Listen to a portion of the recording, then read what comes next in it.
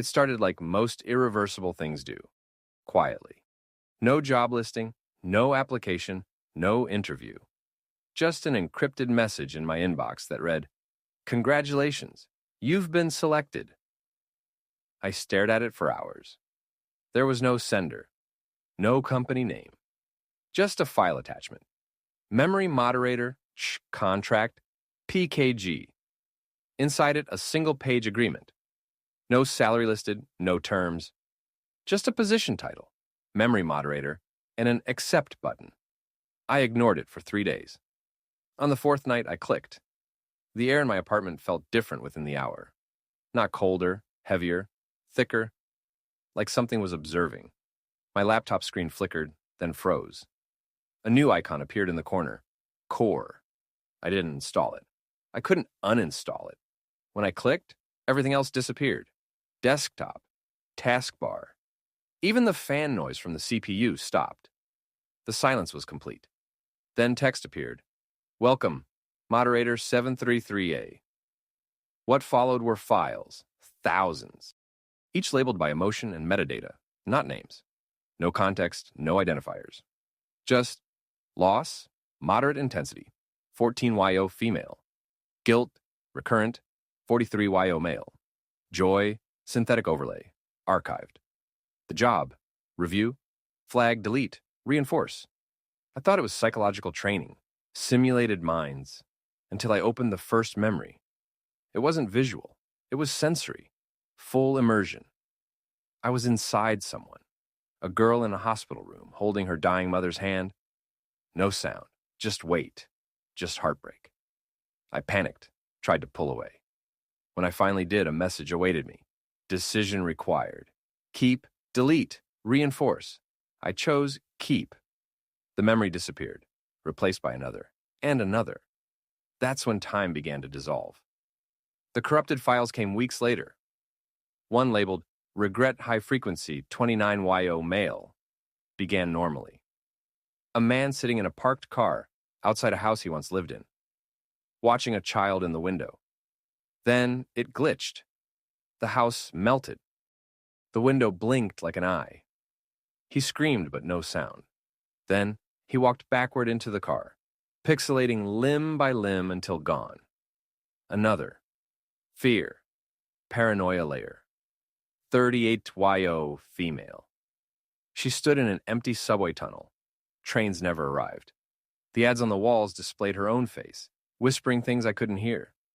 The files didn't end, but their structure broke down. Memories looped, fragments fused. And more disturbingly, I started seeing these fragments in my real life. Once, in my hallway mirror, I saw a man I'd reviewed, the one who melted. He smiled back at me. I blinked. Gone. I filed dozens of internal reports.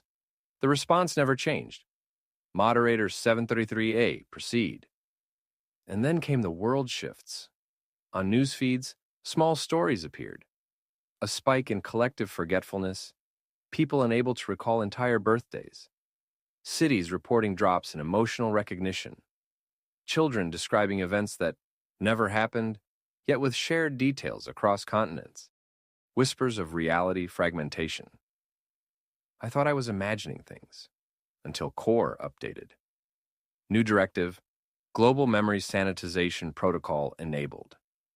Now memories were tagged differently. Mass Guilt Cluster, Civilian, 200K subjects. Hope Reservoir, Reinforcement Urgent, Political Zone 6. I wasn't just moderating personal memories. I was curating collective consciousness. People on the street seemed unfinished. Faces blurred at the edges. Conversations echoed incorrectly. Once, I watched a barista reset, literally, drop a cup, look confused, rewind a second, and continue as if nothing happened. Then the real anomalies began. A blackout across all core nodes. 7 minutes of absolute memory silence. No inputs, no files. Just black. The first mass outage.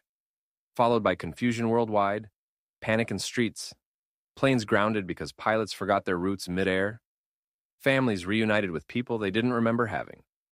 Then came the flood. an avalanche of corrupted files labeled unsorted, prime degradation. They poured into the system faster than we could process. And in that chaos, something changed. The moderators began talking to each other, not officially, through back doors, scraps of internal logs, tiny messages buried in metadata. One moderator, 729D, left a full file chain outlining a theory. We were not protecting humanity. We were erasing it, bit by bit. Then she disappeared. Her file chain was flagged. But copies spread, secret forums, coded graffiti. A network formed, the recollection. Moderators resisting the system. Backing up forbidden memories. Releasing them quietly into the global net. The system retaliated. Assignments increased. Deadlines tightened. Review time dropped. Mistakes happened. Reality stuttered. More glitches in people. A man remembered 2 different childhoods. A teacher taught a class that never existed. A country claimed a war no one else remembered. The system declared stability priority, critical. More moderators were burned, gone, lost. And then I found the worst file yet. Loss, system level, moderator memory, 733A, unauthorized fragment detected. My sister, a memory of her, not from my past, from my future. She was crying, saying goodbye, telling me to wake up. The file wouldn't close, it looped, grew stronger. I began to remember things I never lived. Alternate timelines, fractured selves. Core glitched. My interface rewrote itself, and then silence. I woke up on a street that didn't exist. Everything looked realer, sharper, but I wasn't in control. A billboard flashed, echo lives, then static. Then my reflection spoke to me. Not mirrored, a separate version. You're not a moderator anymore. Then it smiled. You're a breach. Sleep was no longer sleep. It was review. My dreams had cues, timelines, admin panels. I couldn't distinguish waking from working, and slowly. I felt my memories slipping. My mother's laugh, gone, my first pet. I remember the leash, not the dog. Even my own name began to feel foreign. The final memory that broke me was labeled Moderator 733A, Personality Core Backup. I opened it. It was me. Not now, before the job. Laughing with friends, arguing with my sister, writing bad poetry in a college dorm. Real, messy, human. And the instructions? Flag for erasure. Reinforcement incompatible with system evolution. I couldn't click. The system clicked for me. Everything went black. When I awoke, I was still in my apartment, but the core app was gone, so was my reflection. When I looked into the mirror, nothing stared back. I went outside. No one noticed me. I walked through crowds, unseen, untouched, and then a whisper in my own voice. Welcome, Moderator 734B. Somewhere, someone clicked accept, and I became the memory. But the world didn't stop shifting. That's what I learned too late. Without enough moderators, the memories collapsed faster. Humanity began glitching. Governments enacted memory reinforcement programs. But they were too late. Language began breaking down. People forgot how to speak, but remembered how to scream.